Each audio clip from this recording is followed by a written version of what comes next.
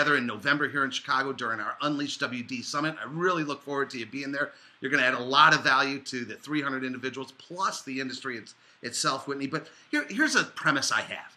I have a premise that the wholesale distribution industry, these middlemen, if you will, right? They're concerned about disruption. And I believe there's an opportunity to change the mindset, to become the disruptor rather than the disrupted. Now, earlier you talked about some frameworks. Can you give some leaders in any industry, but maybe the wholesale distribution industry, that if they want to move from a defensive posture of being disruptive to an offensive, being the disruptor, what types of lessons and or frameworks would you be able to share with us in the short time we have together?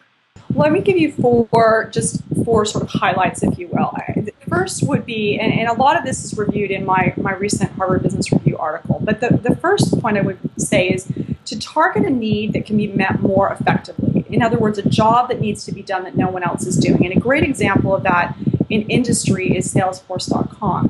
When they first came out 10 years ago, you had SAP and everybody wanted to be an SAP. And instead, Salesforce.com went after the small and medium-sized businesses with this, cloud-based service. And now, as you know, Salesforce.com is actually disrupting SAP. So you need to look for needs that can be met more effectively. Oftentimes, it's the low end of the market, but because no one else is playing there, you really can fly under the radar, grab a toehold, then a foothold, and eventually move up market.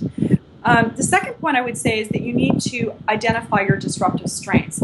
And that means not necessarily not just what you do well, your company does well, its core competencies, but what you do well that no one else does well. A great example of that is a company called America Mobile. It's a wireless company. It's based in Latin America. They're a telecommunications company. They're also fixed line. But what they said is, okay, well, we know that we're in telecommunications, but we're not going to just go after the people that can afford a fixed line because that's 15% of the population. Why don't we instead go after the 85% of the population that actually wants to be able to communicate but can't because they can't afford a phone? And it will be a small price to them for them to pay to have a signal quality that's slightly inferior if they can communicate. And so they identify their disruptive strengths by knowing what they did well, but then going and doing it where no one else could by having distribution, etc.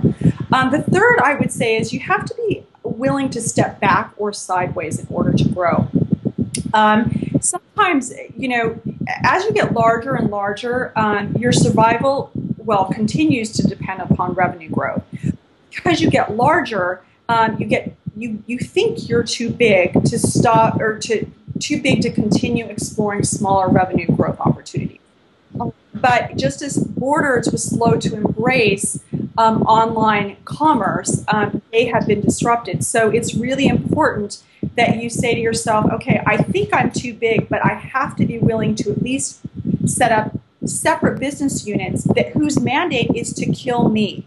And then I'll start to have businesses that can replace me as we are disrupted in general. That would take a lot of courage, Whitney.